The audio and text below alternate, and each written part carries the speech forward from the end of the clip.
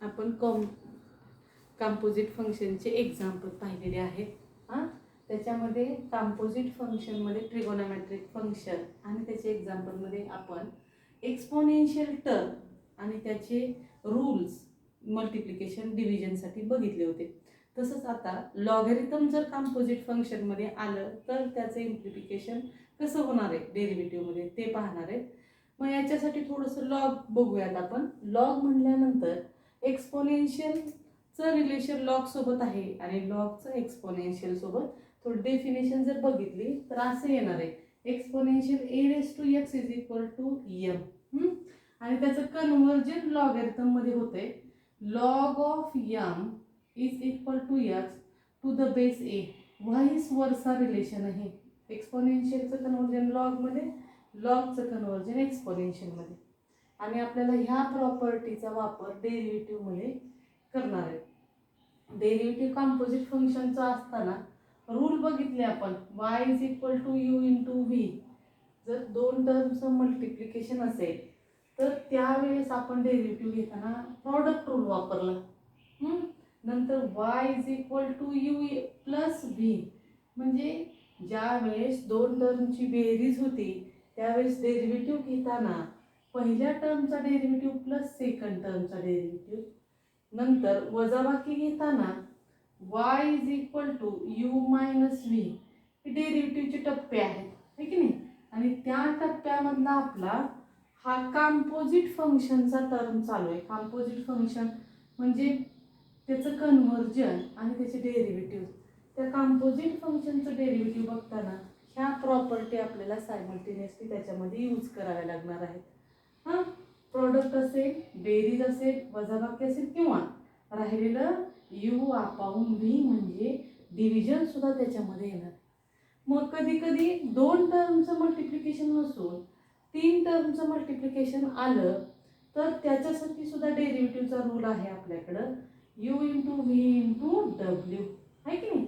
मग आता हे अशा प्रकारचं जर टर्म आली डेरिव्हेटिव्हमध्ये तर रूल काय वापरणार आहेत आपण डिफरन्शिएट करायला. काय घेतो rule dy by dx is equal to u into dv by dx plus v into du by dx है की नाही. हा मल्टिप्लिकेशनचा रूल झाला.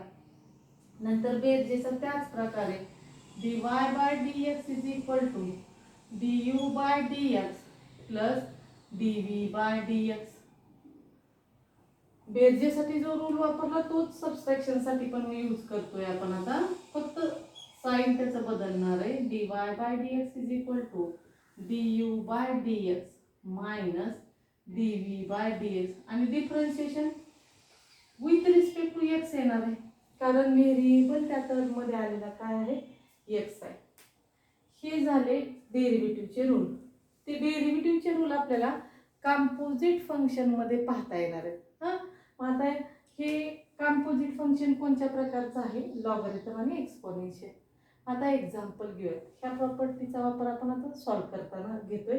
पेज क्रमांक 12 वरचे एक्झाम्पल घेते मी. घ्या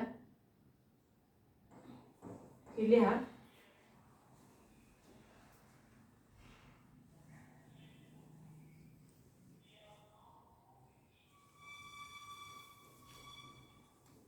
घ्या एक्झाम्पल.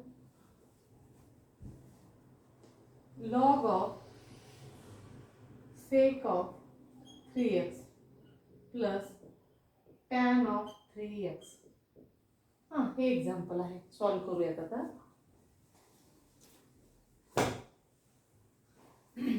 फर्स्ट स्टेप या एक्झाम्पलला काय करू y is equal to log of sec of 3x plus tan of 3x ही टर्म घेतली. सॉल्व करायचे, डिफरन्शिएशन करायचे. Differentiate this with respect to x. हे differentiation with respect to x घ्या. dy by dx is equal to d dx of log of sec 3x plus tan of 3x.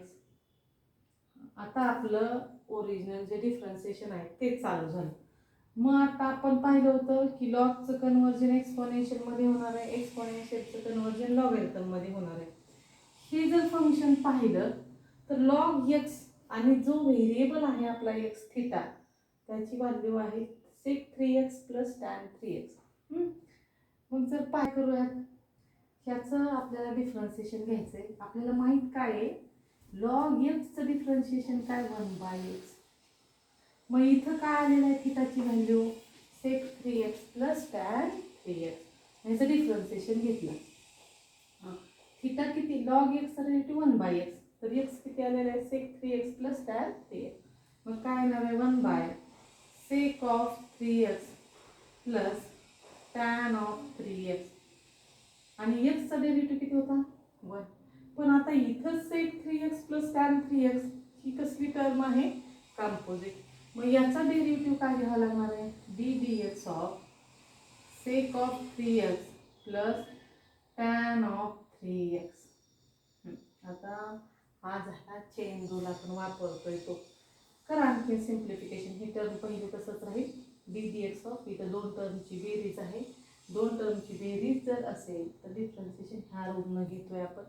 मग काय होणार आहे, पहिली टर्म तशीच येईल sec of 3x plus tan of 3x. आणि इथं काय पहिल्या टर्म हे सुद्धा कंपोजिट फंक्शन आहे. सेक एक्सचा डेरिव्हेटिव्ह काय आहे sec X into tan X. पण इथं नुसतं एक्स आहे का, इथं काय 3x आलेला आहे. हे कंपोजिट टर्म आहे, पहिली कंपोजिट टर्म. आणि याच्याच मध्ये असलेली टॅन 3x ही दुसरी कंपोजिट टर्म. सेक एक्सचा डेरिव्हेटिव्ह काय sec X into tan X. पण इथं आलेला आहे सेक 3x. त्याच्यामुळं आपल्याला सेक 3xचा डेरिव्हेटिव्ह किती घेणार आहे सेक 3x इंटू टॅन 3x. आणि नंतर राहिलेली टर्म सेक 3xचा डेरिव्हेटिव्ह 3. त्याच प्रकारे टॅन 3xचं सुद्धा आपल्याला काय करायचं आहे डिफरन्शिएशन घ्यायचं. काय होणार आहे सेक 3xचा derivative sec of 3x into tan of 3x into d D x of काय 3x. हे अधिकचं चिन्ह इथं तसं घेऊया. नंतर काय होणार आहे सांगा, याचा डेरिव्हेटिव्ह आहे टॅन 3x. इथं टर्म आहे टॅन 3x. आपल्याला माहीत कशाचा डेरिव्हेटिव्ह आहे टॅन एक्सचा. टॅन एक्सचा डेरिव्हेटिव्ह किती आहे सेक ऑफ स्क्वेअर एक्स. मग इथं काय येणार आहे बघा सेक ऑफ स्क्वेअर 3x आणि राहिला डेरिव्हेटिव्ह किती D D x of 3x. आता काय करू हे इकडच्या बाजूला घेऊया. मग काय होणार आहे तेव्हा लिहून घ्या हे.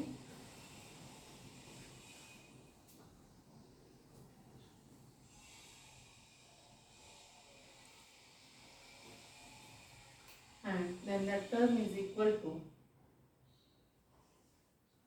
1 upon sec 3x plus tan of 3x. इथं काय राहणार आहे sec of 3x into tan of 3x into 3xचा डेरिव्हेटिव्ह किती आहे 3. हे प्लस घेतला इथं.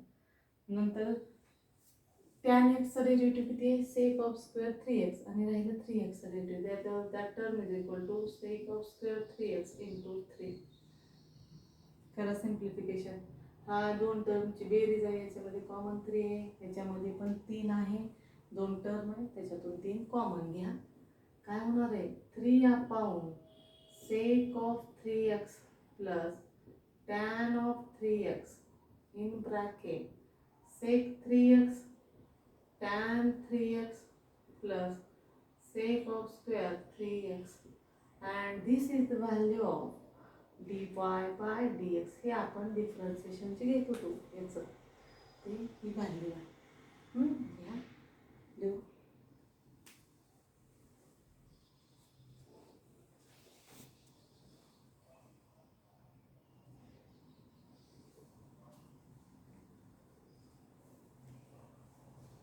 दुसरं एक्झाम्पल.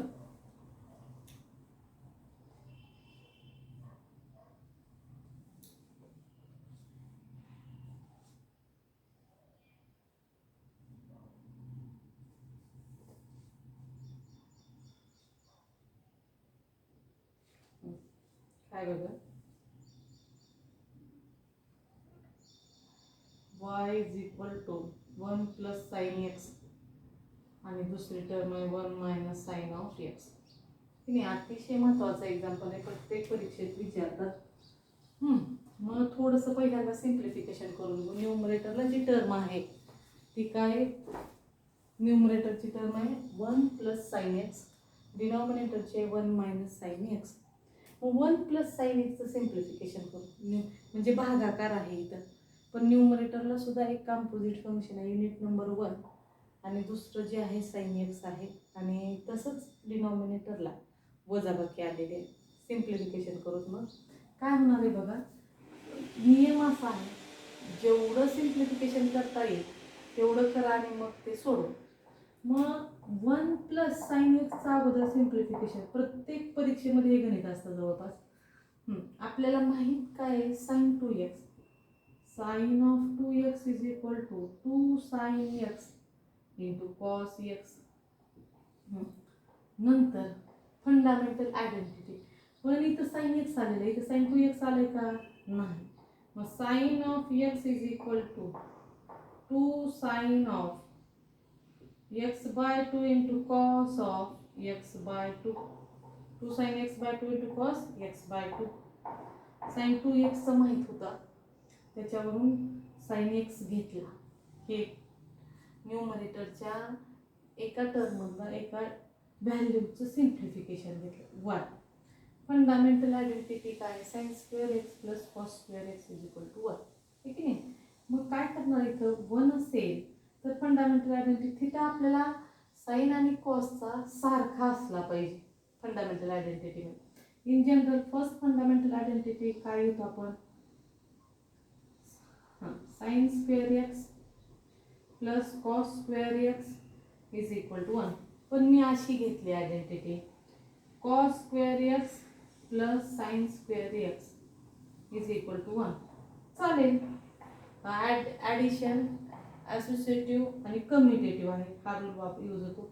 नंतर पण साईन एक्स हा टर्म असल्यामुळं साईन एक्सची व्हॅल्यू सिम्प्लिफाय केली तर किती येते, 2 sine x by 2 to cos x by 2. त्याच्यामुळं आपण फंडामेंटल आयडेंटिटीला रूल काय की बाबा कॉस स्क्वेअर आणि साईन स्क्वेअरचा थिटा जो आहे तो समान असला पाहिजे. इथे किती एक्स आणि एक्स, मग काय होणार आहे, कॉस स्क्वेअर एक्स बाय 2 जर घेतला तरी चालतो, x by 2 plus sine square x by 2 is equal to 1. ही सुद्धा एक रूपांतरित झाली. ही मेन फंडामेंटल आयडेंटिटी. हे आपण नंतर सिम्प्लिफाय केलं, थोडंसं टर्म मागं पुढं घेतल्या. ही पण तीच आहे, फक्त थिटा बदललेला आहे. ठीक आहे. हे झालं. न्यूमरेटरच्या बाबतीत काय करू, हे 1 साठी ही व्हॅल्यू घेऊ आणि साईन एक्स साठी ही 2 sine x by 2 into cos x by 2. 1 plus sine एक्सचं सिम्प्लिफिकेशन आपल्याजवळ आहे, पण 1 मायनस साईन एक्सचं असंच सिम्प्लिफिकेशन करायचं, फक्त प्लसच्या ठिकाणी काय येणार आहे, मायनस. प्लसच्या ठिकाणी काय येणार आहे, मायनस. दोन्ही व्हॅल्यू आपल्याजवळ आहेत त्या लिहून घेऊ पहिल्यांदा. काय होणार आहे बघा तिथं, 1 plus sine of x is equal to cos square x by 2 plus sine square x by 2 plus 2 sine x by 2 into cos x by 2. 1 minus sine x साठी कॉस स्क्वेअर एक्स बाय 2, ही fundamental 1 साठी fundamental, त्याच्यामध्ये sine काय येणार आहे plus, sine square x by 2 आणि हा इथलं मायनस साईन इथं 2 sine x by 2 into cos x by 2. ठीक आहे. नाही, आपल्याला ए प्लस बी ब्रॅकेटचा स्क्वेअर माहिती आहे, ए स्क्वेअर प्लस बी स्क्वेअर प्लस 2ab. बघा ह्याच्याकडे बघितलं तरी ए ची व्हॅल्यू किती आहे, कॉस एक्स बाय 2, बी ची किती आहे, साईन एक्स बाय 2. मग इक्वेशन 1 आणि इक्वेशन 2चं आपण सिम्प्लिफिकेशन घेऊयात. काय, 1 प्लस साईन एक्सला काय लिहिता येईल, cos x by 2 plus sine of x by 2 ब्रॅकेटचा स्क्वेअर, ब्रॅकेटचा स्क्वेअर. तसंच ही कशाची व्हॅल्यू झाली, 1 प्लस साईन एक्स साठी ही व्हॅल्यू झाली. आता नंतर काय घेणार 1 मायनस साईन एक्स साठी काय होणार आहे मग ते सांगा. 1 minus sine x cos x by 2 minus sine x by 2 ब्रॅकेटचा स्क्वेअर. मग आपला जो y होता 1 plus sine x upon 1 minus sine x त्याच्या ठिकाणी काय ठेवावं लागेल आपल्याला cos x by 2 plus sine x by 2. मग y काय झाला आपला y is equal to cos x by 2 plus sine x by 2 ब्रॅकेटचा square divided by cos x by 2 minus sine x by 2 ब्रॅकेटचा square taking root on both side. काय करूत आपण आता दोन्ही आपल्याला स्क्वेअर काढून टाकायचे तिथे म्हणजे दोन्ही बाजूला काय करा रूट घ्या. y raise to 1 by 2 is equal to काय होणार आहे cos of x by 2 plus sine x by 2 आणि divided by cos x by 2 minus sine x by 2. काय करायचं मग आता सिम्प्लिफिकेशन करताना हे झालं आपले टर्मचं सिम्प्लिफिकेशन. ह्या राईट हँड साईडला न्यूमरेटरला आणि डिनॉमिनेटरला cos x बाय 2 ने डिवाइड करायचं. y raise to 1 by 2 is equal to cos x by 2 divided by cos x by 2 plus sine हा थीटा घ्या असं separate sine x by 2 divided by cos x by 2 आणि डिनॉमिनेटरला घेतला cos x by 2 divided by cos x by 2 आणि minus sin x by 2 divided by cos x by 2. cos cancel 1 plus tan x by 2 divided by 1 minus tan x by 2. हे झालं y raise to 1 by 2 आणि हा formula काय tan of 1 plus x by 2 y raise to 1 by 2. मग आता differentiation tan a plus tan b काय tan a plus tan b pi by 4 कारण tan a plus tan b upon 1 minus tan आपल्याला माहिती आहे आपण tan composite function मध्ये आपण फॉर्म्युले बघितलेले आहेत बघा sin a plus b cos a plus b हे की नाही तसं tan a प्लस b चा एक फॉर्म्युला आहे tan a plus tan b is equal to काय घेताय tan a प्लस असेल तर न्यूमरेटरला प्लस घ्यायचं plus tan of b divided by 1 minus tan a into tan of b. मग आता इथे ही टर्म आलेली आहे tan पाय बाय 4 ची व्हॅल्यू किती आहे 1. मग बघा ह्याचं सिम्प्लिफिकेशन करायचं आपल्याला. मग मी असं लिहिलं तर चालतंय tan pi by 4 plus tan of x by 2 आणि डिनॉमिनेटरला बघा 1 minus tan pi by 4 into tan x by 2 आणि हे एक्सपान्शन कशाचं आहे बघा tan pi by 4 plus tan pi by 4 plus x by 2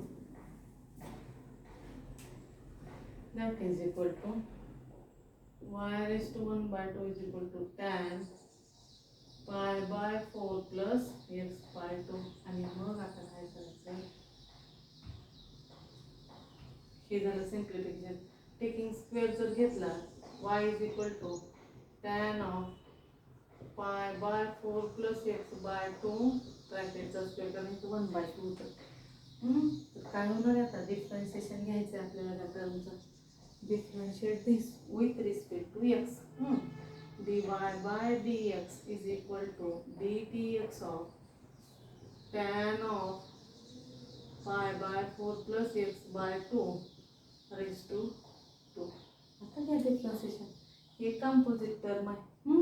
काय होणार आहे मग हे 2 into tan of pi by 4 plus x by 2 raise to 1 आणि डेरिव्हेटिव्ह कशाचा घ्यायचा मग ddx of tan of pi by 4 plus x by 2 काय होणार आहे मग 2 tan of pi by 4 plus x by 2 into tan theta तर डेरिव्हेटिव्ह किती आहे sec of square pi by 4 plus x by 2 आणि हा थिटा याचा पण डेरिव्हेटिव्ह पाय बाय 4 कॉन्स्टंट आहे आणि त्याचा डेरिव्हेटिव्ह 0 प्लस एक्स बाय 2 चा 1 बाय 2 आणि that term is 1 by 2.